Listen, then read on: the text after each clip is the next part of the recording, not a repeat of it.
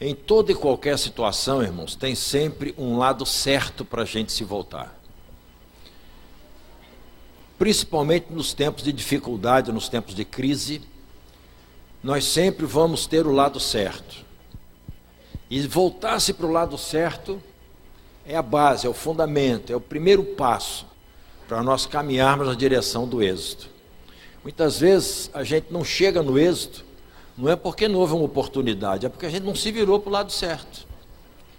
Você não foi na direção correta. Vamos ver um texto aqui, em João no capítulo 21, nos versos de 1 a 6. Diz assim: Depois disso, tornou Jesus a manifestar-se aos discípulos junto do mar de Tiberíades, e foi assim que ele se manifestou. Estavam juntos Simão Pedro, Tomé, chamado Dídimo, Natanael, que era de Caná da Galileia, os filhos de Zebedeu e mais 2 de seus discípulos. Disse Simão Pedro: Vou pescar. Disseram-lhe os outros: Também nós vamos contigo. Saíram e entraram no barco, e naquela noite nada apanharam. Mas ao clarear da madrugada estava Jesus na praia. Todavia os discípulos não reconheceram que era ele. Perguntou-lhe Jesus: Filhos, tendes aí alguma coisa de comer? Responderam-lhe: Não. Então lhes disse: Lançai a rede à direita do barco e achareis. Assim fizeram, e já não podiam puxar a rede, tão grande era a quantidade de peixes. Vamos orar. Pai querido, essa palavra não é do homem, essa palavra é do Senhor. Essa palavra não está em qualquer livro, ela está na Bíblia Sagrada. E nós cremos que ela é a verdade. Nós cremos que nela está tudo o que nós precisamos nessa manhã, para sairmos daqui edificados, confrontados, mas também consolados, confortados pelo Senhor. Então, meu Deus, em nome de Jesus, que o Teu Espírito Santo possa ministrar ao nosso coração tudo aquilo que está no Teu coração a nosso respeito nessa manhã. Que nenhum de nós saia daqui do mesmo jeito que chegou. Nós queremos sair daqui transformados, impactados, desafiados, para experimentarmos mais do Senhor e vivermos numa condição melhor na direção do Senhor. Nós te pedimos, meu Pai, que seja assim, no nome do Senhor Jesus. Amém. Pode sentar, amados. O que está acontecendo aqui? No capítulo 20 de João, os discípulos já tinham tido 2 experiências muito importantes com Jesus ressuscitado. Eles viveram 3 anos e tanto com Jesus, participaram, viram, presenciaram a crucificação de Jesus e todo o seu sofrimento. E agora, depois de Jesus ter ressuscitado, eles já haviam tido 2 experiências com Jesus ressurreto. Uma foi no capítulo 20, uma foi quando Jesus soprou sobre eles o Espírito, então eles foram cheios do Espírito Santo. Uma experiência tremenda, em que eles tiveram contato com não o Cristo antes da cruz, mas com o Cristo depois da cruz, aquele que tinha morrido, ressuscitado e já estava se manifestando no meio dos seus. Foi em João 20, 19 e 22, receberam o sopro do Espírito. Uma experiência marcante. Quando nós somos batizados no Espírito Santo, a gente sabe, é uma coisa que a gente guarda, não tem como você não estar linkado com isso. A segunda experiência que eles tiveram, ainda no capítulo 20, foi mais na frente, 26 e 29, nos versículos. Foi quando eles foram exortados a caminhar por fé. Quando Tomé duvidou, é Jesus, não é Jesus e tal, está aqui o furo e tal. Então, nessa experiência também foi uma experiência marcante, porque eles tocaram no corpo do Cristo ressuscitado. Então, 2 experiências tremendas eles tiveram. Tiveram a experiência de ser cheio do Espírito Santo e tiveram a experiência de estar pessoalmente diante do Cristo ressurreto, tendo a oportunidade de tocar, vendo as chagas, vendo tudo, e agora eles começam a se mostrar entristecidos porque Jesus já não estava com eles e decidem pescar. Isso às vezes acontece com a gente. Quando a gente se sente longe do propósito, quando a gente se sente frustrado, decepcionado com alguma coisa na caminhada espiritual, a nossa tendência é voltar a fazer aquilo que a gente fazia antes de nos encontrarmos com o nosso Redentor. A maioria de nós faz isso. Se sentiu desamparado, se sentiu sozinho, Jesus não está comigo, eu não dou para isso tudo foi uma ilusão. Quer saber de uma coisa? Eu vou voltar a pescar. E Jesus tinha dito para eles, olha, eu vou fazer vocês pescadores de homens. Eu não quero mais ver vocês no barco jogando rede para apanhar peixe. Eu quero vocês andando por aí, pregando o Evangelho e alcançando o perdido para mim. Eu vou fazer vocês pescadores de homens. Mas eles quiseram voltar a ser pescadores de peixe. Voltaram para a profissão e não para a vocação. Isso é muito comum. Há uma espécie de desvio de foco, há uma espécie de mudança de propósito, quando a gente se sente desamparado. E era natural que eles estivessem desamparados, porque eles viveram tanto tempo com Jesus, viram tantas coisas, agora viram Jesus morrer. E a imagem da morte de Jesus, eu creio, deve ter pesado mais para eles do que a imagem de Jesus ressuscitado. A imagem da cruz, eu creio, foi muito mais impactante para eles do que a imagem do Cristo que ressuscitou, encheu eles do Espírito Santo e mostrou que já estava vivo. Então, quando a gente tem a imagem da morte mais firme do que a imagem da vida, normalmente a gente se volta para o que era antes, porque a gente fica desistido. A imagem da vida dá esperança, a imagem da morte encerra um ciclo. Então, na cabeça dele, Jesus morreu, acabou. Jesus voltou, mas não é tão importante quanto nós vimos Jesus morrer. Jesus morreu. Vamos pescar, vamos tocar a nossa vida. Foi bom enquanto durou isso aqui, vamos tocar o barco. Todo desistido, via de regra, volta para o lugar de onde ele não devia voltar nunca mais. Todo desistido é assim. E aqui nós vemos os discípulos que andaram com ele, que foram usados por ele para fazer sinais, prodígios e maravilhas, que viram Jesus fazer coisas tremendas, que aprenderam diretamente dos lábios de Jesus o ensino que eles depois reproduziram e está na Bíblia para nós. Eles simplesmente decidiram voltar para o que era antes. Ah, mas eles eram frouxos. Não, todos nós passamos por isso. Numa certa medida, cada um de nós já experimentou o desejo de retornar ao passado. Voltar para a história de antes. Voltar para onde você começou. E de repente para fazer outras opções. Ah, se eu pudesse voltar, eu faria assim. Ah, se eu pudesse voltar, eu faria assado. É um discurso de desistência. É um discurso que está focado naquilo que se encerrou por um episódio. É um discurso de alguém que está decidido. Aí não dá prosseguimento, porque não vê razão para isso. Muitas vezes nós fazemos isso. Temos esse olhar para nosso casamento, para nossa família, para ministério, para célula, para trabalho, enfim. Sempre que a desistência nos visita, a frustração chega, a sentimento de desamparo, de que houve um stop, houve uma parada, a nossa tendência não é romper, a nossa tendência é virar as costas e voltar para o lugar que a gente já conhece, para o lugar que nós já andamos, para o lugar em que vai nos trazer um conforto, porque nós já conhecemos. Nós temos dificuldade de permanecer perseverando na direção do novo de Deus, porque nós temos dificuldade de aceitar que o novo é melhor do que o que já foi, quando a gente está desistido. Às vezes você está em casa, Deus está fazendo uma obra tremenda nas pessoas dentro da sua casa, mas você não fica de olho naquilo que é novo, você está vendo aquilo que foi. Fulano mas não tem jeito, mas isso é questão de tempo, daqui a pouco. É aquela visão do o que marcou negativo marca mais do que o positivo.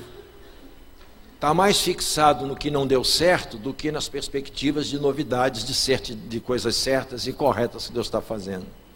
Então a gente mantém e congela na nossa mente a imagem daquilo que foi ruim. E com isso nós temos dificuldade de abrir os nossos olhos para o novo que Deus está fazendo. Eles já estavam com Cristo ressurreto, era para estar celebrando, dizendo: uau, a palavra se cumpriu, o nosso Senhor ressuscitou, Ele venceu a morte, nós vamos vencer também. Não. Ouviram Jesus, já tinham tido 2 experiências, agora está ali na praia, Jesus está na beira da praia, fala com eles também não reconhecem Jesus. Porque para eles, Jesus já tinha terminado na cruz do Calvário. O resto não tem tanta importância quanto a imagem da morte que nós temos de Jesus. E às vezes o que mais nos impacta e nos faz agir são as imagens de morte que nós temos e não as promessas de vida que nós recebemos. E Deus quer mudar isso na nossa história. Deus quer uma igreja que caminha na esperança. Deus quer uma igreja que creia o suficiente, que seja capaz de caminhar naquilo que Deus está dizendo que vai fazer, ainda não aconteceu, mas vai acontecer, e para nos despregar daquilo que já aconteceu e que não adianta. O que foi, o que interessa é o que Deus vai fazer daqui para frente.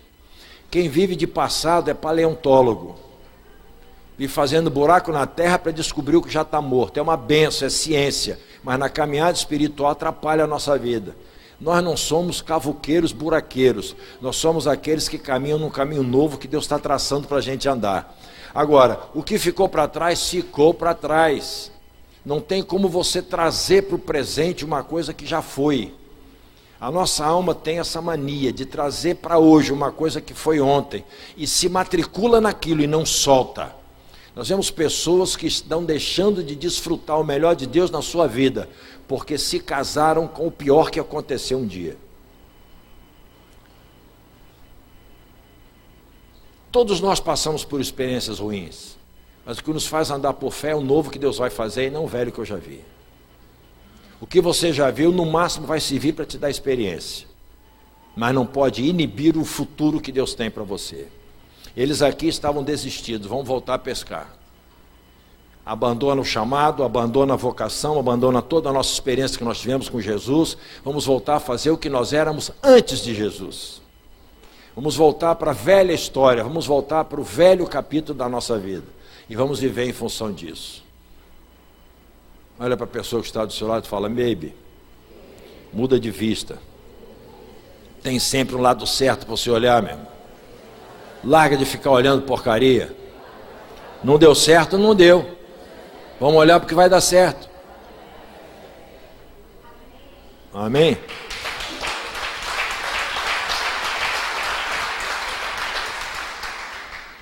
Sacode assim e fala: sai encosto do passado. Quando é que eu me volto para o lado errado?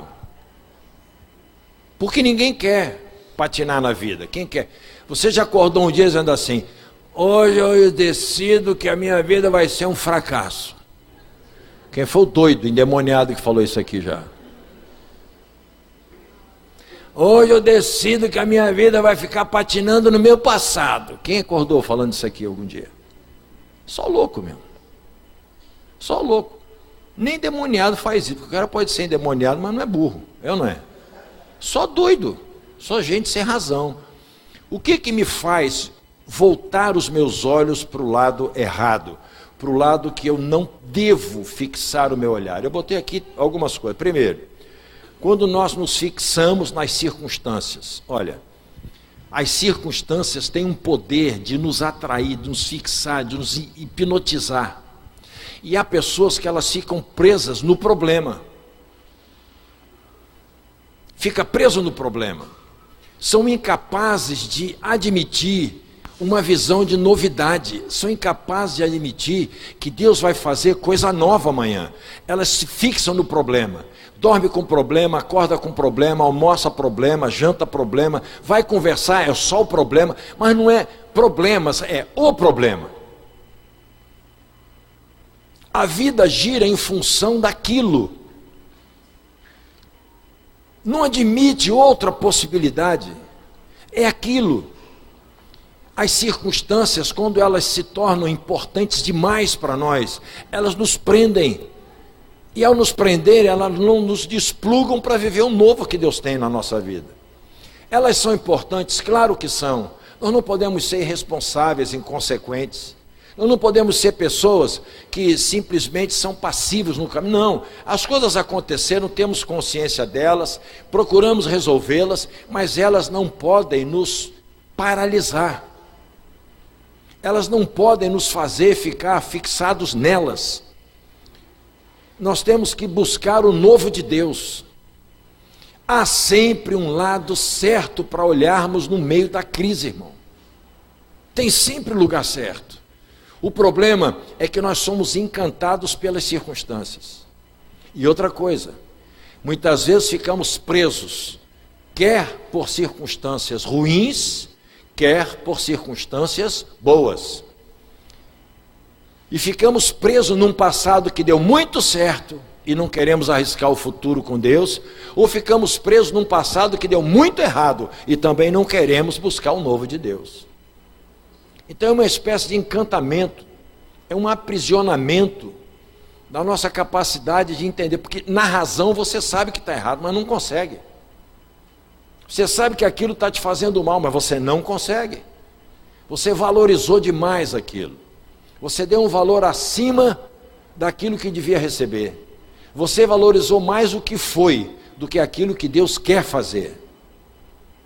Segunda coisa que me faz voltar os meus olhos para o lado errado é quando no meio das dificuldades eu me apoio na minha capacidade de resolução.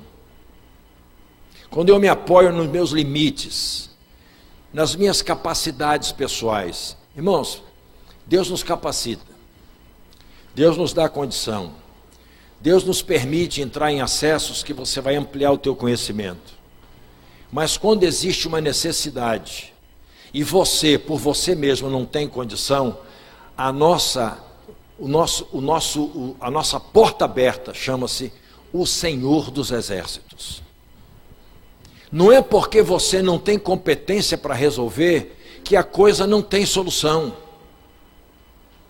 Não é porque você é limitado que Deus não vai fazer o milagre. Não é porque você não encontra uma saída que Deus não pode abrir uma porta. Não é porque você não vê um caminho que Deus não vai traçar uma rota de vitória para você. O nosso problema é que nós somos muito competentes. E nós achamos que podemos ter fé sem Deus. Não existe.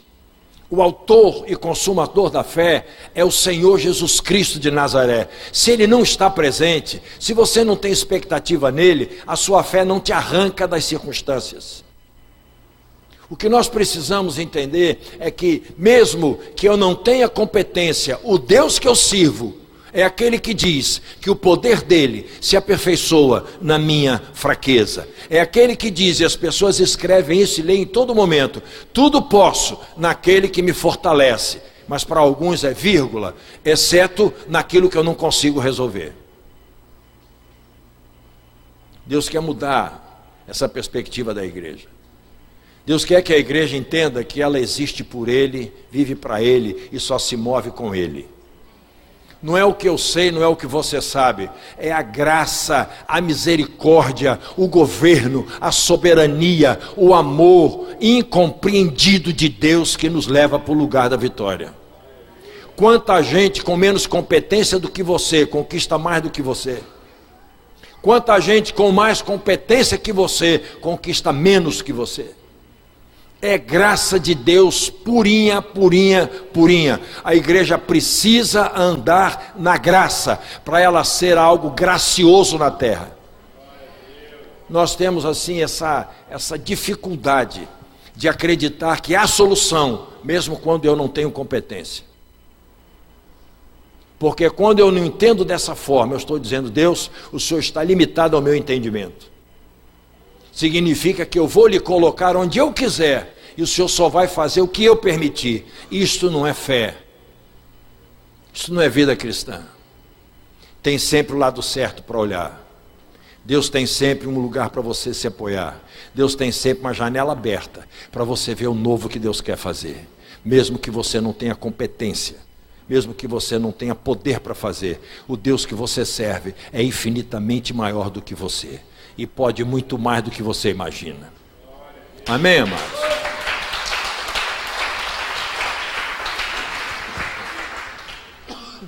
Terceira, eu volto os meus olhos para o lado errado quando eu estou apoiado na minha experiência. Quando eu estou apoiado na força do meu braço. Escuta, quem te garante que a experiência que Deus teve contigo até hoje é a mesma que Ele vai ter para o resto da sua vida? Quem te garante que Deus não pode fazer coisa nova com você e a partir de você? Quem te garante? A experiência de ontem foi ótima, serviu para ontem, e deve te ensinar e liberar para ter experiência nova com Deus hoje. E a de hoje também não vai ser garantia de que vá se repetir amanhã, porque amanhã Deus pode te levar para lugares e pessoas e situações extremamente novas, para você conhecer um aspecto de Deus que você ainda não conhecia. Deus não se limita às minhas limitações. Deus está acima disso. O que eu preciso é acreditar que a experiência que eu tive valeu para o dia que eu tive. Me turbinou e me liberou para viver o hoje de Deus. Agora, e o depois de amanhã é problema de Deus. Todo dia eu pergunto para Deus: Deus, é para fazer tudo do mesmo jeito ou tem meio jeito novo de fazer? Eu pergunto para Deus, irmão. Deus, eu bolei essa agenda aqui, ó. Mas quem manda em mim é o Senhor. Se o Senhor quiser jogar isso tudo fora, pode jogar. Eu não estou nem aí para as pessoas. Estou abrindo meu coração a você. Irmão, decidir.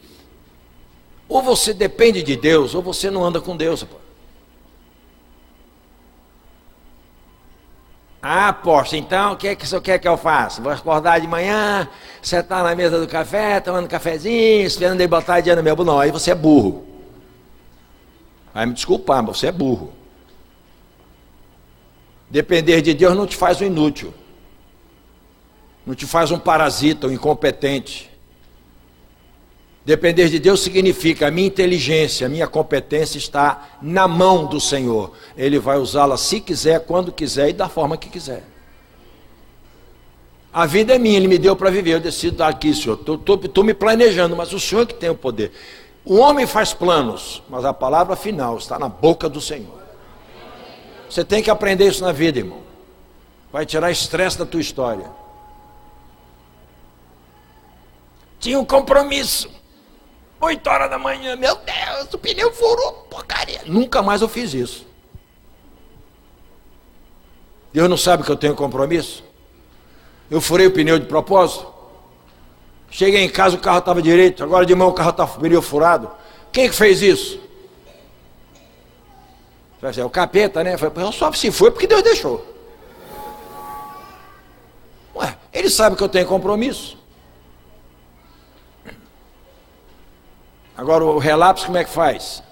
Ficar dormindo na cama até fora do horário. Se for dormir, vai me levantar daqui, vai me levar para lá. Isso não é fé, meu irmão. Isso é ignorância.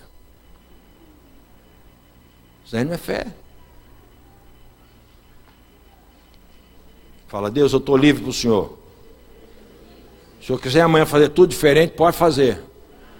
Que eu já não mando em mim mesmo. Quem manda é o Senhor. É do jeito que o Senhor quiser. É por isso que alguns ministérios, irmãos, começam a perder o vício de Deus. Você começa a ficar intelectual da obra. Você começa a ficar especialista na obra. Nenhum homem, nenhuma mulher de Deus é especialista em coisa nenhuma. Nenhum homem, nenhuma mulher de Deus é especialista em coisa nenhuma na obra de Deus. Você é servo. Servo não tem especialidade. Servo tem obediência e submissão. O que Deus mandar fazer, você faz. E outra coisa, mesmo quando não sabe, Ele mandou, vai lá e faz. Porque enquanto você obedece, Deus te capacita. Essa é a experiência que a gente precisa ter com Deus. Amém? 3 que eu falei, né? 4. Quando nós agimos exclusivamente no plano natural, preste atenção, olha para a pessoa que está do seu lado e fala, baby, você é espiritual. Do meu lado fala, tem um espiritão aqui que é você.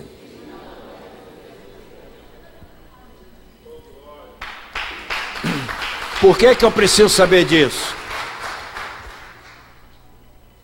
Para eu tirar essa dicotomia que há na minha cabeça a respeito da minha existência.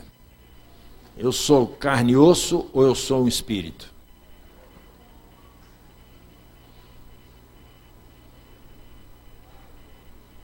Você é um espírito.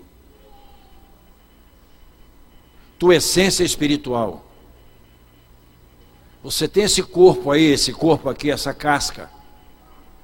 Mas você é espírito. E se você é espírito, você tem competência para transitar nas regiões celestiais. Você tem competência para discernir e se mover no campo do sobrenatural. O inimigo nos engana dizendo o tempo todo que nós somos limitados pela matéria. O Senhor nos fez nascer de novo para nos tornarmos nova criatura. E como nova criatura, nós temos direito a novos habitats. É isso que a gente tem que entender. Somos espirituais. Então, mesmo que você esteja lidando com coisas no plano físico, material, palpável, você está transitando nas regiões espirituais. Existem coisas que nós fazemos no plano físico, que elas são mensagens e selos proféticos no reino do Espírito. E há muitos decretos que nós publicamos e posturas que nós tomamos, que nos denunciam. E se nós não vigiarmos no campo espiritual, somos denunciados como espiritualmente incompetentes, como pessoas que estão falhando espiritualmente. E o nosso propósito é vivermos um reino de Deus e não um reino dos homens. Nós estamos aqui para santificar tudo que o reino dos homens dá para nós, para que nós possamos, com isso, vivermos o reino de Deus. O problema é que nós nos corrompemos com as coisas que são visíveis e deixamos de viver a plenitude do que é invisível em nós, que é o reino espiritual. Então nós temos que começar a agir no plano espiritual, entender que toda a verdade é paralela e que existem coisas aqui, que elas são reflexos do que está acontecendo lá em cima. E aquilo que eu e você, com homens espirituais, mulheres espirituais, nascidos de novo, não conquistarmos no reino do Espírito, não temos o direito de reivindicar no plano físico. Quem quer casar aqui? Então tem que começar a casar no reino do Espírito. Senhor, não me traz a mulher mais gostosa, me traz a mulher mais certa aos teus olhos. Porque até mel que é gostoso enjoa.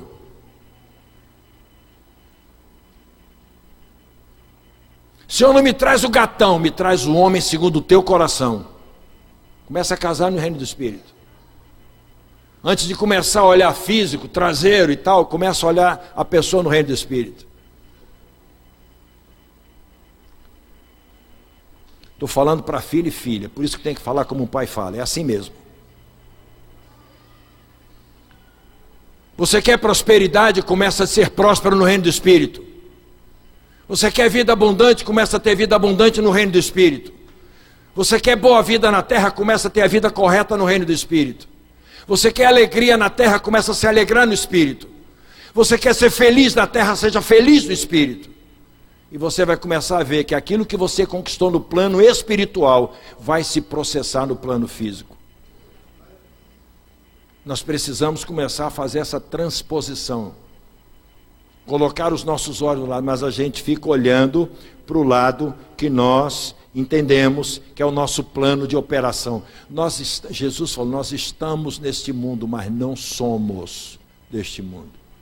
Estar é uma coisa, ser é pertencer. Você não pertence a esse mundo mais. Nós somos ETs espirituais andando nesse treco. Nossa pátria não é aqui, é celestial. Então, tudo que uma embaixada na terra precisa num país é aquilo que vem da sede da embaixada, que é a sua nação de origem. Embaixada do Brasil em Portugal vive dos recursos que o Brasil manda para Portugal. Embaixada do Brasil nos Estados Unidos vive dos recursos que o Brasil manda para a embaixada nos Estados Unidos. Igreja na terra vive dos recursos que o reino de Deus manda para a igreja na terra. Homens e mulheres de Deus vivem do recurso que os seus pais seu pai espiritual, que é o Senhor Jesus, manda do céu para a terra. Você está entendendo isso ou não? Nós vamos mudar nossa cabeça. Somos de onde? Pertencemos a que reino? Então vamos depender de que nação? Qual é a tua nacionalidade espiritual? É dela, é do país de origem que vem o teu sustento para viver nessa representação diplomática que nós temos aqui. Nós somos representantes diplomáticos do reino de Deus. Então, como diplomatas do céu na terra, nós dependemos do céu para viver na terra. Até para ganhar as coisas na terra, dependemos do céu. São comandos de Deus que nos dão. Porque sob os pés do Senhor está tudo que existe no universo. Até o país onde nós estamos vivendo. Você está entendendo ou não? Então a gente tem que começar a mudar o nosso foco. Quando é que eu me volto para o lado certo? Quando eu me volto para o lado errado, quando eu estou nisso aí. Quando é que eu me volto para o lado certo? Quando eu me firmo na fé, irmão. Ah, facinho assim, é. A Bíblia diz que o justo, quem é justo aqui? O que é ser justo? É estar debaixo da justiça que o Senhor fez.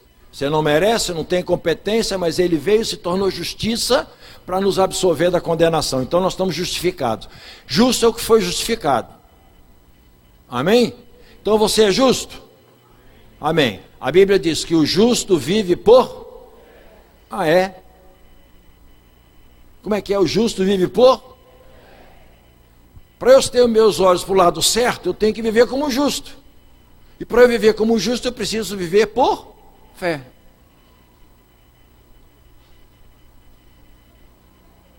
A Bíblia não diz que o justo vive por causa do dinheiro, embora ele precise do dinheiro para viver. A Bíblia não diz que o justo vive por causa da alegria, embora ele precise da alegria para viver. A Bíblia diz que o justo vive por fé. E a fé é a certeza daquilo que eu espero, eu sei que vem, mas que eu não vejo. Quem está precisando de dinheiro aqui? Fala aí, quem está precisando de dinheiro aqui?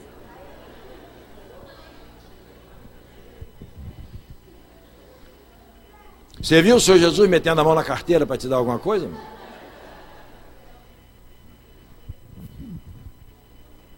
Se você está precisando de dinheiro, você vai precisar exercitar o quê?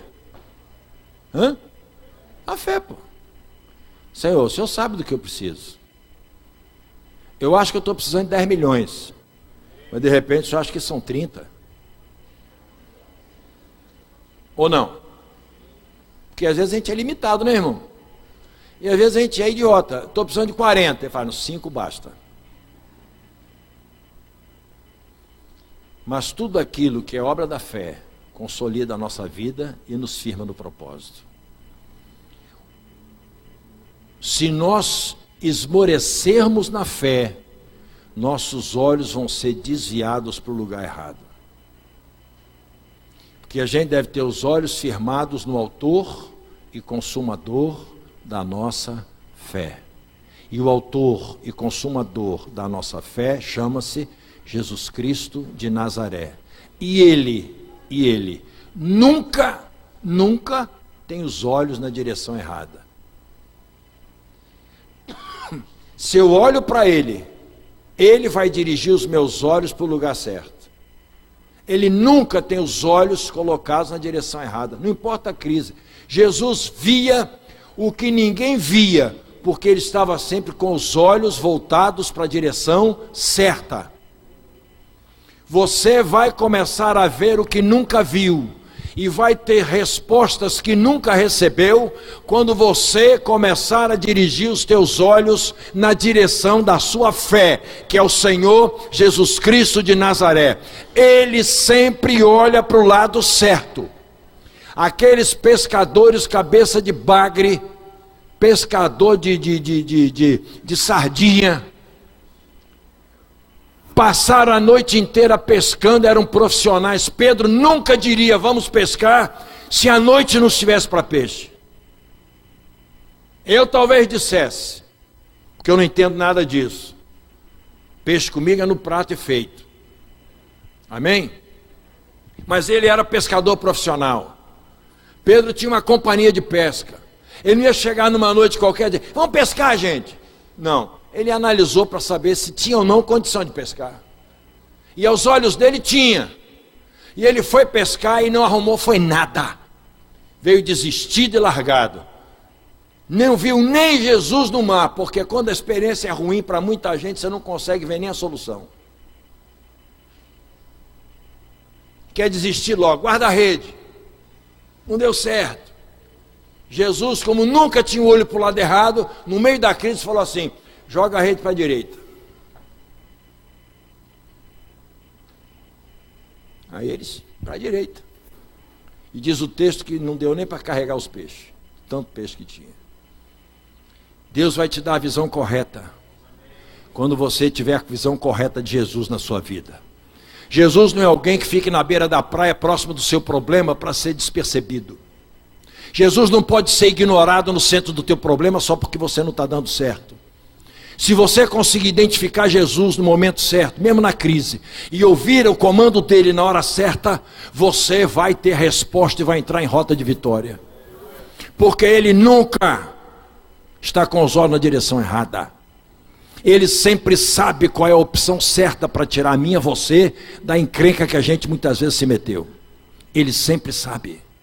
O problema é que nem sempre nós o ouvimos. E o que é pior, na maioria das vezes, nós nem percebemos que ele está pertinho da gente, só esperando um tempinho para ter um diálogo conosco. Quando é que eu volto os meus olhos para o lado certo? Quando eu não perco Jesus de vista. Quando no meio da crise mais terrível da minha vida, eu não tirar os meus olhos dele.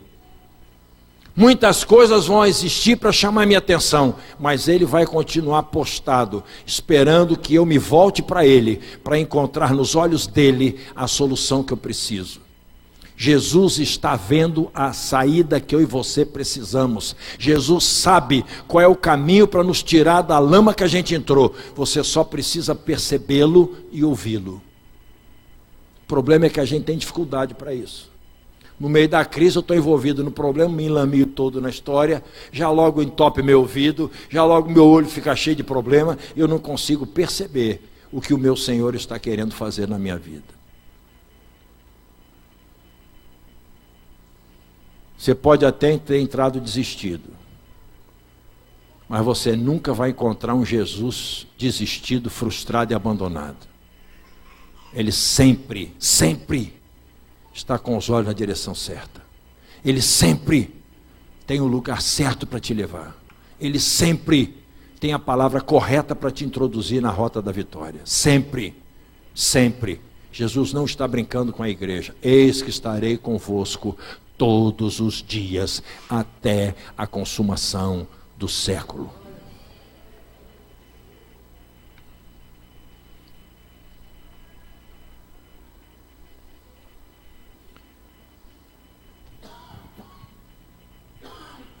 Qual é o lado correto para eu estar, então?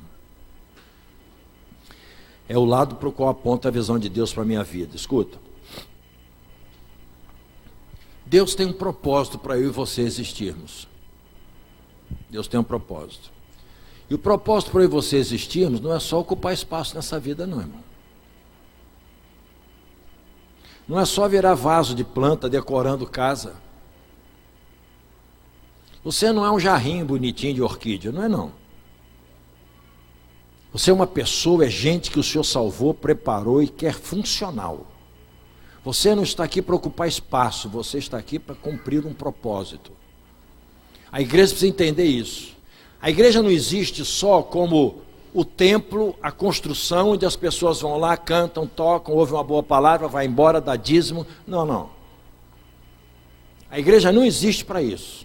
A igreja existe para cumprir o propósito. E o propósito da igreja é o propósito pelo qual Jesus foi enviado, ensinou, morreu, ressuscitou, intercede por ela. É alcançar o perdido. Ide por todo mundo, pregar o evangelho a toda criatura. Quem crê e for batizado vai ser salvo. Quem não crê já era, está no salvo, condenado. Vocês são minhas testemunhas. Você está entendendo qual é o propósito da igreja? Você não existe só para dizer Jesus é bom, não, olha só como ele foi bonzinho. Não, você existe para as pessoas saberem que o teu Redentor vive e que você está aqui para ser um canal dele na vida das pessoas, para manifestar o amor e o ministério dele aqui na terra.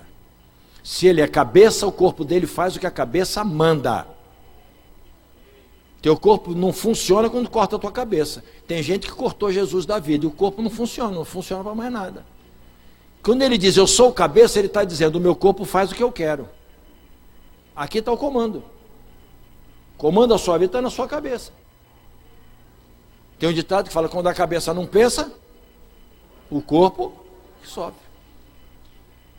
No Evangelho, quando a cabeça não pensa, o corpo não presta. Porque não cumpre o papel, não faz o que tem que fazer. Quando você entende qual é o propósito de Deus na sua vida, primeira coisa, sua vida começa a ter um significado. Olha para mim, sua vida é mais do que esses problemas que você está vivendo, irmão. Ei, alô? Sua vida é mais do que essas dificuldades que você tem, meu. Sua vida para Deus tem um significado que terrível. Você vale mais do que um montão de problema que você tem ou já causou. Ei! Deus olha para você e vê um potencial tremendo, poderosíssimo. E sabe qual é o potencial que ele vê? Não é porque você é o cara, não é porque ele está em você. Quando ele olha para você e vê um potencial, ele fala, eu estou ali. E para mim não há impossíveis em todas as coisas. E ele está em mim, você. O que está faltando para mim e para você? Propósito. Eu existo para quê? Eu existo para ficar lambendo ferida a minha vida inteira? Eu existo para ficar ferindo os outros a vida inteira? Eu existo para ficar julgando os outros a vida inteira? Eu existo para ficar pelos cantos da vida, lamentando a vida inteira? Ou eu existo para dar a volta por cima, me agarrar ao Redentor e Consumador da minha fé, e me posicionar como homem e a mulher de Deus que Ele quer, funcionando no lugar onde Ele me plantou para funcionar? Amados, Deus está querendo levantar uma igreja que saiba por que ela exista. Manancial só vai descobrir onde ela existe, por que ela existe, quando você descobrir por que você está aqui.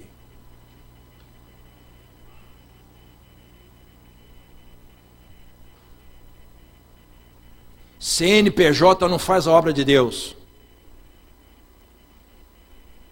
Firma não faz a obra de Deus. Empresa jurídica não faz a obra de Deus.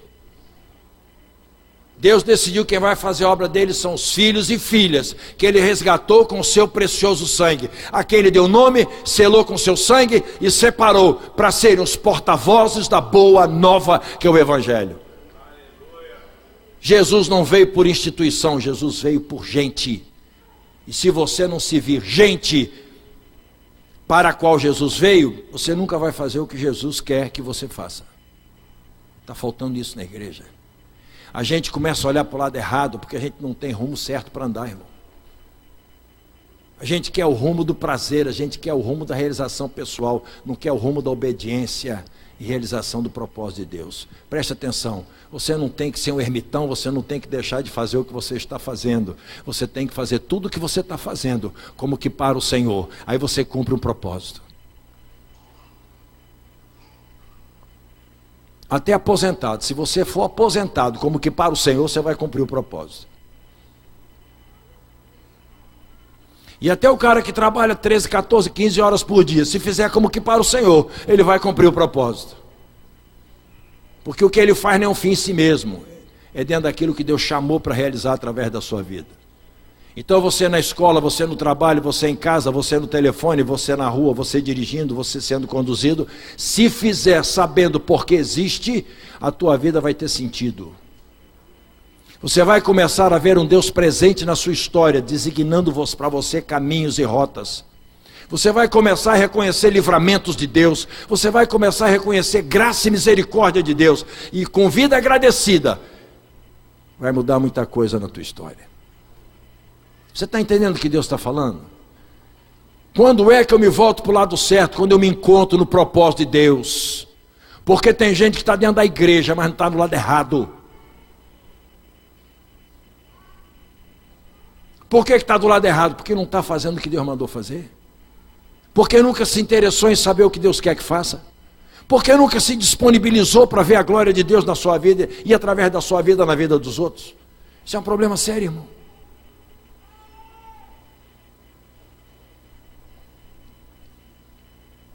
Você vai virar para o lado certo quando você descobrir qual é o certo para andar. Não é só não pecar, não é só dar esmola, é cumprir o propósito de Deus na sua vida. Fazer o que Deus quer que a gente faça é muito maior do que não pecar, irmão. Porque não pecar é uma essência de quem já nasceu de novo. O pecado não faz parte da sua vida. Se está aí é por ser vergonhice mesmo.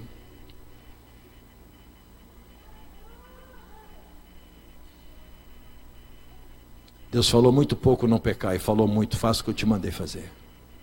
Obedece. Cumpre o meu propósito. Amém, amado? Olha para a pessoa que está do seu lado. Baby, você já sabe por que você existe? Você já entendeu direitinho? Então vamos ver 8 coisas aqui que nos ajustam nisso aí. Primeiro, eu preciso crer que mesmo na crise, Jesus está comigo. Olha para a pessoa que está do seu lado e não fala nada não, porque ela já deve estar chateada com você. Olha para você mesmo e fala assim, mesmo na minha crise, o Senhor está comigo. Não é crise que afasta Jesus de mim, é o meu pecado. Vou repetir para você. Não é crise que afasta Jesus de você. É o teu pecado que afasta Jesus de você. Não é o tamanho da crise que vai dizer que Jesus não entra no jogo. Aliás, quanto maior a crise, mais ele entra, porque o negócio dele é milagre mesmo, irmão. Eu comecei a entender isso, ficou muito mais fácil andar com Jesus, sabe? Porque as pessoas são selecionadas pelas circunstâncias para estar com você.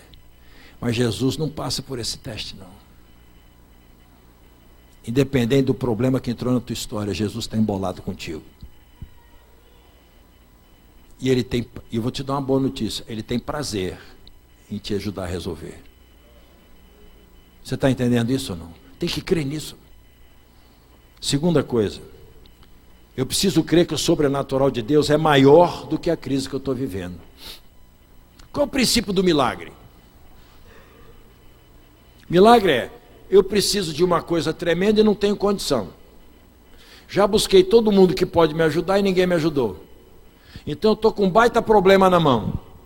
Se eu não acreditar que Jesus e o poder dele são maiores do que o problema que eu tenho, não tem milagre na minha vida. Em várias cidades Jesus não fez milagre por causa da incredulidade. Teve cidade que não experimentou, não por falta de necessidade não, porque necessidade está todo o tempo. O problema é a fé. O diferencial não é o tamanho do problema. O diferencial é a fé que eu tenho enquanto estou transitando no problema. Então a resposta da fé é o milagre. Se eu creio, o milagre vem. Então o poder de Deus é maior do que a crise que eu estou passando. Presta atenção, irmão. Você acha que o teu problema é maior do que o Deus que você serve? Então você botou o seu Deus na prateleira. Terceira coisa, eu preciso crer que o Senhor tem uma palavra de ordem para acabar com qualquer crise. A palavra de Deus, ela destrói o caos e traz harmonia. Sabe por que muitas crises na nossa vida aumentam? Por causa da boquinha de caçapa que a gente tem. Tem gente que bastou apertar o sapato já começa a publicar tanto impropério, tanta semente de maldição, que depois reclama da colheita. Ó, Deus te ama, mas Deus não vai quebrar princípio por sua causa. Você é uma gracinha, chuchuzinho de Jesus, mas Jesus não vai quebrar princípio por tua causa. Fez errado, tem consequência. Semeou o que não presta, vai colher. Tranquilo. Você vai pedir a Jesus é para melhorar o teu paladar. Senhor, pega na minha mão aqui porque está difícil. Me ajuda a passar por isso aí. É simples, irmão. Engravidou fora do casamento. E agora?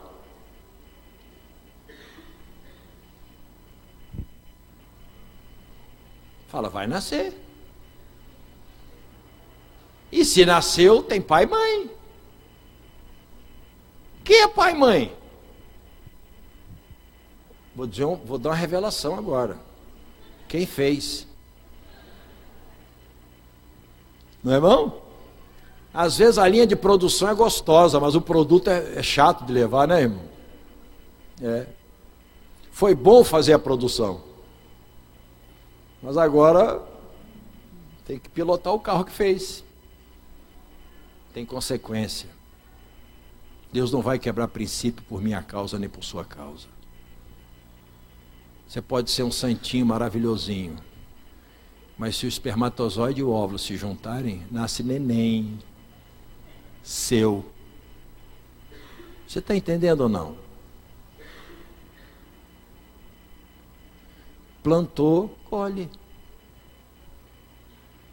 Eu preciso entender essas coisas na minha vida, para eu me programar, para não ter um pomar intragável na minha vida. Não estou falando de filho, eu dei só um exemplo de Gálatas 6,7.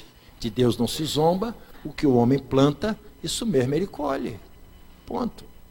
Então, o Senhor tem uma palavra de ordem para mudar o caos da nossa vida. Lá em Gênesis, quando o Senhor, a Trindade, estava lá e olhou o universo, estava uma bagunça, irmão. Vamos arrumar a casa aqui, porque eu quero criar o ser humano para me servir com amor e dedicação. Porque o diabo já pisou na bola. Mas eu não quero colocar a obra-prima da minha criação em qualquer barraco. Nós vamos arrumar um negócio aqui. E diz o texto que Deus começou a falar. E na medida em que a palavra de Deus era liberada em cima do caos, a harmonia começava a acontecer, o caos era expulso e a ordem começou a acontecer. Ponto. Esse Deus que fez isso lá, é o mesmo Deus que nós servimos hoje aqui? Sim ou não? A Bíblia diz que esse Deus não tem variação nem sombra de dúvida, é imutável. Então ele é o mesmo ontem, hoje e eternamente. Ele é de eternidade a eternidade. Agora eu te pergunto, se valeu lá, não vai valer aqui? Então você chega na sua casa, está a bagunça. Tartaruga namorando com gato, peixe derrubando o macaco,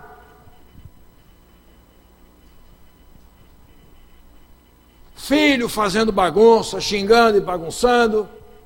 Aí você entra em casa, você, embaixador do reino de Deus, fiel e autorizado representante do Senhor na terra, única criação que tem a palavra articulada nos lábios, que tem a competência para ouvir o que Deus disse e falar o que Deus falou. Aí você chega na bagunça, você vê aquela desordem, aí você diz assim, legal, continua com o problema, fulano agora mete o dedo no olho do outro, põe pimenta no olho do outro, xinga a mãe dele. É assim que você faz? É parecido, porque você não quer bagunça, mas também não libera a palavra de ordem para trazer a harmonia que você quer. Você abre a sua boca e fala tudo que a sua alma quer dizer. Camada de miserável, safado, você quer, por isso você não presta. Você já sabe teu futuro.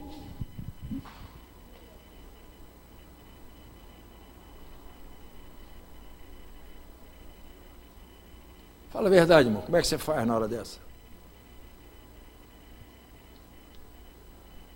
Sem contar um encosto de tropa de choque. Você já entra quebrando tudo, sentando bambu.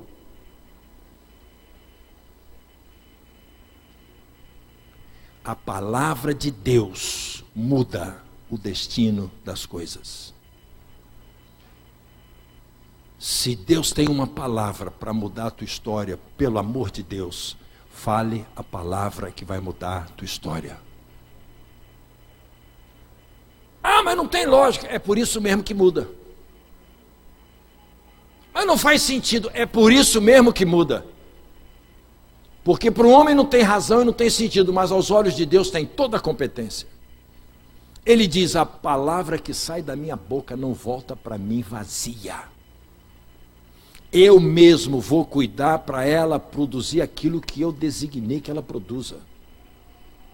Se eu disse que vai nascer manga, vai nascer manga.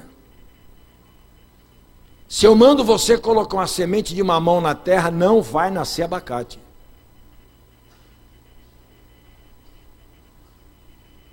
Que tipo de palavra você está liberando dentro do contexto da sua crise? A gente vê muita gente que... Já ensinei isso aqui uma vez. O princípio da prosperidade é ter um coração agradecido. A pessoa está no maior perrengue, aí recebe o salário.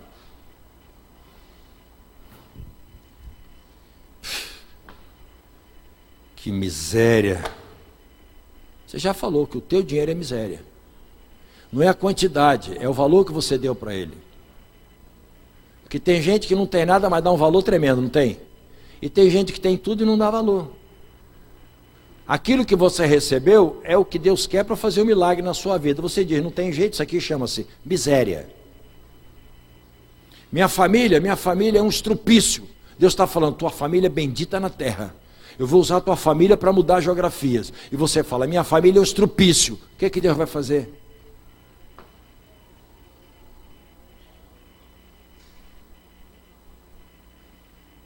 Você está entendendo? Deus está dizendo: você é menina dos meus olhos. Você fica: Deus não quer nada comigo, ninguém gosta nada de mim. Não tem gente assim? Porque eu não presto.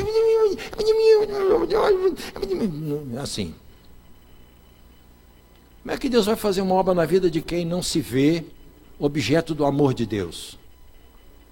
Como é que Deus vai fazer a obra através da sua vida e você, se você não se identifica como aquele ou aquela por quem Jesus morreu, ressuscitou, plantou vida em você e vai te levar para o céu? Como é que Deus vai fazer a obra? Teu problema ficou maior do que o poder de Deus na sua vida. O que você está vivendo é maior do que o que Deus quer fazer na sua vida. Não vai dar certo nunca. Se respeita. Receba como sua identidade a identidade que Deus te deu. O melhor pai do mundo é esse. Ele te botou na terra e disse que você é poderoso, é coisa pra caramba. É chegado com Ele. Começa a receber isso e levanta. Não importa o que disseram de você. O filho que tem uma boa paternidade pode falar o que for dele na rua. Ele chega para o pai: pai, falaram isso e isso em mim. O pai fala: tudo errado. Você é precioso, você é um menino poderoso. Deus vai fazer coisa tremenda na sua vida. Você não nasceu para ser isso. Não dá ouvido a esses caras não, é tudo invejoso seu. É assim que eu faço.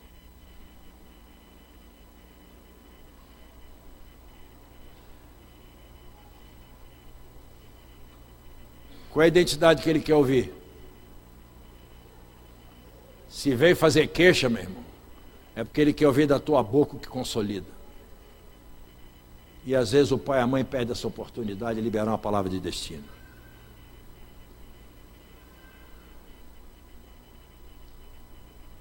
Amém? Você ficou impactado agora, né? Nós vamos ter um retiro. Não sei quando é não, estou orando. Só para macho. Só macho. Sexta, sábado e domingo. O pau vai cantar. Sobre paternidade. Paternidade. Para o pai aprender a ser pai. E desatar a sua descendência. E não vai ser barato não. Para você valorizar também. Que um retiro desse feito em outro lugar não é pequeno, não é salgado, irmão. Então aqui também você vai valorizar o que é ser pai. Você vai aprender a paternidade, saber o que é ser pai. Vai ter mulher dando cambalhota quando você voltar. Uhul! Vamos fazer um congresso de mulher. Não, pai, faz só de homem. Porque quando o homem acerta, a casa arruma, irmão. Porque na palavra do homem está autoridade. É por isso que muita coisa não acontece na casa. O homem está sendo corrompido na sua autoridade, usando palavra com autoridade para esculhambar o que Deus quer acertar. Ó. Vai orando para Deus dar graça e esse dia chegar. Mulherada principalmente. Amém, irmãs? Entre no coração, faz aí jejum, porque a causa é nobre. Crê que o Senhor tem uma visão de sucesso. Os caras estão tudo incomodados na cadeira. Crê que Deus tem uma visão de sucesso para você, irmão. Olha para mim. Sucesso não quer dizer não ter que ralar o joelho.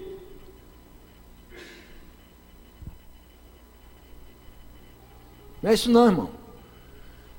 Pergunta a qualquer desportista aqui, que tenha sucesso no que faz, se já não se ralou. Tem um aqui que vive caindo. Marcelo. Depois de velho, continua no ciclismo. De vez em quando ele tropeça e cai. Vira igual boi ralado. Mas é verdade, irmão. Não existe êxito sem as marcas da conquista. Então, Deus tem uma visão de êxito para você. Significa que Ele tem um pódio para cada área da sua vida. Agora, para chegar lá, você tem que aprender a chegar. Ele vai te ensinar. E às vezes a crise que entra na minha história é o laboratório que Deus quer usar para me levar para o pódio que Ele tem para mim. E aí eu fico patinando na crise, nem aprendo com ela, nem desato nela, e nem vou para o lugar que Deus quer, eu me matriculo na crise. Crise não é a sua morada, crise é um estágio pelo qual você passa para ir para o lugar que Deus tem separado para você. Deus tem uma visão de sucesso para você, meu irmão. Você tem que aprender com aquilo que está acontecendo na sua vida, transformar em aprendizado e dependência de Deus. Você vai chegar no ponto, amém? Crê que muitas vezes o Senhor permite a crise para nos confrontar na fé e nos ensinar o caminho de vitória, irmão. Uma vez eu ouvi uma palavra do Bispo Macedo, um homem que eu respeito, ministério poderoso. Igreja Universal do Reino de Deus é uma bênção, faz a obra que eu não sei fazer, enquanto eu faço coisa que eles não sabem fazer. É assim o ministério. E ele disse assim uma coisa: irmãos, temos que orar porque o inimigo não está perturbando a gente. Significa que a gente não está incomodando o inferno. Está errado alguma coisa. Nosso negócio aqui na terra é incomodar o inferno. Nós precisamos exercitar a nossa fé. Eu fiquei parado pensando, é uma verdade. Quer ver um crente frouxo? Paradão? Insonso? É crente que não está vencendo guerras.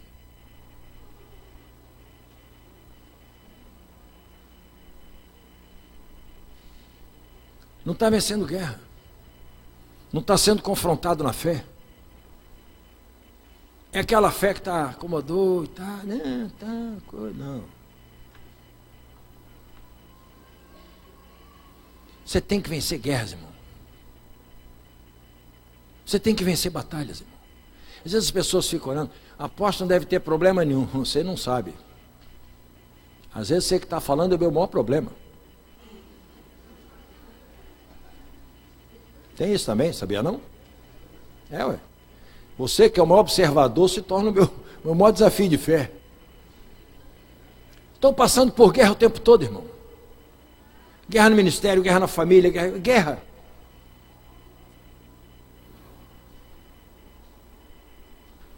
Eu deixei de reclamar, falei: Senhor, tu sabes. Eu só faço assim agora, tu sabes. O Senhor não vai permitir nada na minha vida que eu não possa suportar. O Senhor disse que junto com a tormenta vem o desafio, vem o alívio. Né? Junto com a provação vem o escape. Então eu estou na tua mão, Senhor, o que eu vou fazer? Outra coisa eu não sei fazer, o Senhor me chamou para fazer isso, é o que eu tenho que fazer. E vou fazer com tudo que eu sou, que eu tenho, minha casa, minha família, meu jeito, essa cara de paisagem. Irmão, vou voltar para a barba. Tirei a barba, olhei no espelho e falei, não sou eu. Fiquei traumatizado, irmão. Entrou um negócio assim por dentro, sensação de abandono, rapaz. Eu falei, caramba. Já comecei a procurar quem era o primeiro psicólogo. Ele para minha filha, falei, filha, não pode. Eu fui para outro. Falei, não tem jeito, é barba, vou voltar a barba. Estava voltando. Então, não é desleixo não, tá, irmão? É propósito. Estou no propósito de me encontrar comigo mesmo. Deixa eu ficar quieto. Mas a gente passa a guerra, irmão. Você tem que vencer suas guerras. Você tem que exercitar a sua fé. Você tem que fazer as disciplinas que exercitam a sua fé. Ir para a palavra, orar a palavra, se consagrar, buscar a presença de Deus, confessar a tua pequenez, aprender a se quebrantar e se humilhar, irmão. Um dos maiores exercícios de fé chama-se quebrantamento. Quebrantamento, irmão. Diante da crise, o Senhor te levar para o quebrantamento e dizer, Senhor, eu dependo do Senhor. Está difícil. A vontade que dá é chutar o pau da barraca, a vontade. Mas eu estou falando para o Senhor porque é confissão. Eu quero que o Senhor me cure, me tire desse encosto e me leve para o lugar da vitória. Não está fácil não, mas a minha esperança está no Senhor. Eu já vi o Senhor fazer coisa tremenda na minha vida e na vida de tanta gente. É assim que funciona, irmão. E quando você menos espera, aquele portão enorme se abre onde você não imaginava e Deus te leva por um caminho glorioso de vitória. Claro, com o joelho ralado. Às vezes com o olho roxo. Mas você está no caminho da vitória. Isso é que interessa. Jesus venceu, mas foi mutilado, irmão. Ele foi arrebentado, mas venceu. Amém? Crê que liberando palavras de ordens do Senhor sobre o mar da crise, a vitória vai ser certa porque o sobrenatural de Deus vai se manifestar. Não abra mão de falar a palavra da verdade. Nós vencemos pela palavra da verdade. Então você, por favor, mesmo que a tua língua coce, para você amaldiçoar, para você falar o palavrão, para você liberar a maldição, mesmo que a tua língua coce, você vai dizer a bênção.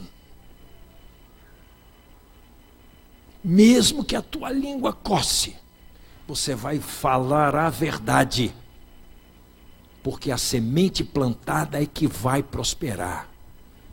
Não são as tuas emoções nem a tua vontade, é a verdade. Então não dê vazão a um coração enfermo, encharcado de lixo, dê vazão a uma mente ajustada na palavra e na verdade. E abra a boca falando o que é certo. E o que é certo vai prosperar na sua vida. Obedeça ao Senhor.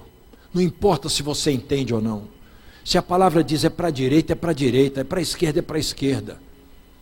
Nós não estamos aqui para entender Deus, nós estamos aqui para obedecer Deus. E quando nós obedecemos, muito do entendimento que a gente não tinha vem.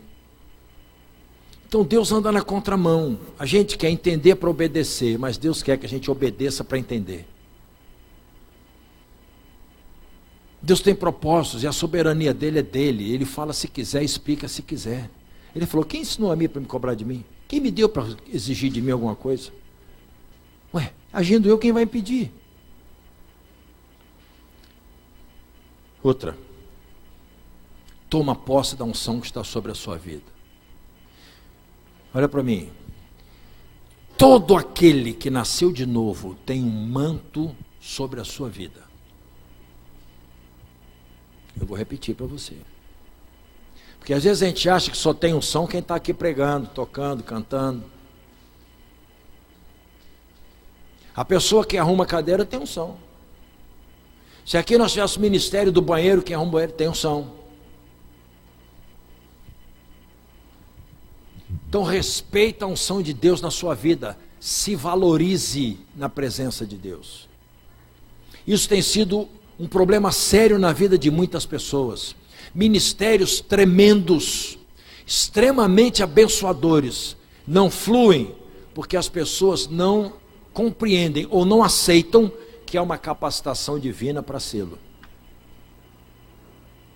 Geralmente, onde há um sonho, geralmente onde há uma paixão, existe uma vocação de Deus para você. Pode estar certo. Aquilo que arde no teu coração, aquilo que te incomoda, as coisas que você vê. Nós estamos fazendo agora na escola avançada, nós preparamos um módulo sobre dons e ministérios, uma igreja ministerial. Quem está ministrando é o pastor Cândido, se eu não me engano. Toda terça-feira. Acho que já está na terceira aula, não sei se ainda dá para fazer. Mas é muito bom. Onde você vai entender esse mecanismo que Deus faz para nos tornar servos. Ele nos salva, nos capacita com o seu Espírito, a unção está sobre nós, e naquelas áreas onde o Espírito de Deus está operando, vai gerar em nós uma área de preferência para funcionar. Meu coração vai arder naquela direção. É um grande sinal de que Deus me quer usando ali. Aí eu vou me preparar para ir. Não é? Eu não posso, só porque Deus me deu a unção, eu vou com toda a sem vergonhice da minha vida servir a Deus. Não existe isso, irmão. Aí existe a igreja, os líderes, para serem canais de Deus, para te depurar, para que você seja um servo, uma serva de Deus, segundo o propósito de Deus, claro. Mas o primeiro passo é você perceber que há um calor no teu coração a respeito. Então se respeite o manto profético que está sobre a sua vida. Você tem um chamado para ser usado por Deus, para ser usada por Deus. Quando você compreende isso, você servindo a Deus, você se aproxima de Deus. E quanto mais perto de Deus, mais dependente, mais seguro, menos você vai ficar olhando para o lado errado. Porque quem tem o que fazer não fica olhando o que não precisa ser feito. Quem tem o que fazer, faz o que tem que fazer. Já sabe o que Deus chamou, vai cuidar da sua vida. E deixa que Deus levanta outros para cuidar de outros aspectos da história. Amém? Porque tem gente que acha que tem a unção de ver o que está tudo errado, mas não tem a unção de fazer nada certo. Aí é um problema. Deus não tem esse ungido que só vê problemas. Deus ungiu para resolver problemas. E na solução Ele vai te mostrar o que precisa ser visto. Amém? Vamos ficar de pé? Queria que você agora colocasse diante de Deus o tamanho do seu problema.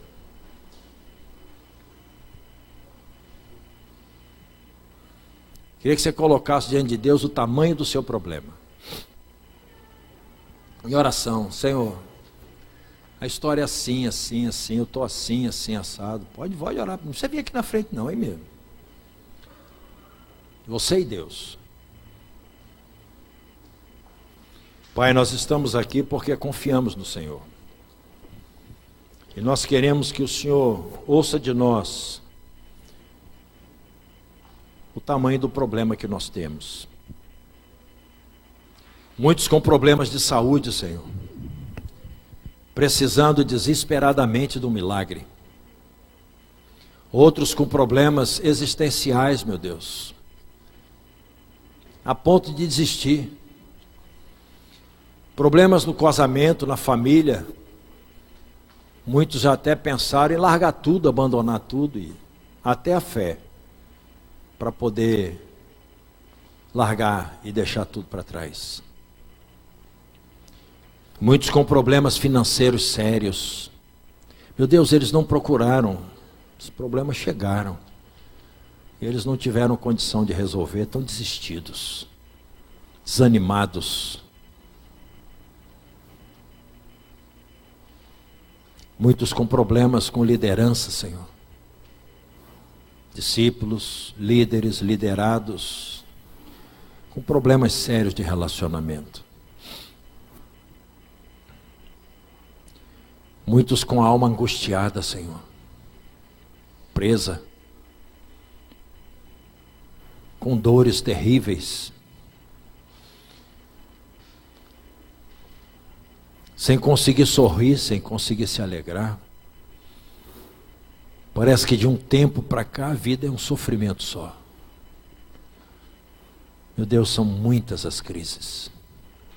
E nós queremos colocar todas elas diante do Senhor nessa manhã. Nós sabemos que o Senhor já sabe, mas nós queremos confessar diante do Senhor. Dizer, Pai, essa é a nossa necessidade, esse é o nosso grande problema, Senhor. Esse é o nosso grande problema. Nós dependemos do Senhor. Dependemos do Senhor para que todo esse caos seja transformado em harmonia, Senhor. Para que a nossa vida volte a ter sentido. Em nome de Jesus, Senhor. Agora, ainda de olhos fechados, eu quero que você mostre Deus para o seu problema. Fale para o seu problema o tamanho e o poder do Deus que você serve. Diga para o seu problema em que você está apoiando a sua fé. Diga para o seu problema qual é a esperança que você tem no Senhor. Exercite a sua fé agora. Porque na maioria das vezes nós só vivemos dizendo de problemas para Deus. Mas os nossos problemas, as nossas crises, precisam ouvir a respeito do Deus que nós temos. Você vai se surpreender, mas as crises têm ouvidos. Quando a palavra de Deus e o valor de Deus é liberado, até quem está morto ouve.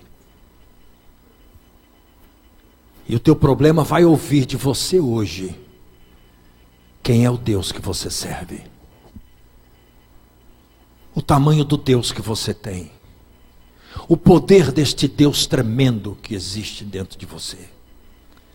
E você vai apresentar a teu problema o tamanho do teu Deus e vai dizer para a tua crise, você é fichinha diante do Deus que eu sirvo. Você pode muito, mas não pode tudo, meu Deus pode mais. E eu tenho uma aliança com meu Deus e não com você, crise. Eu estou sendo chamada pelo nome do Eterno, pelo meu Deus e não por você, crise.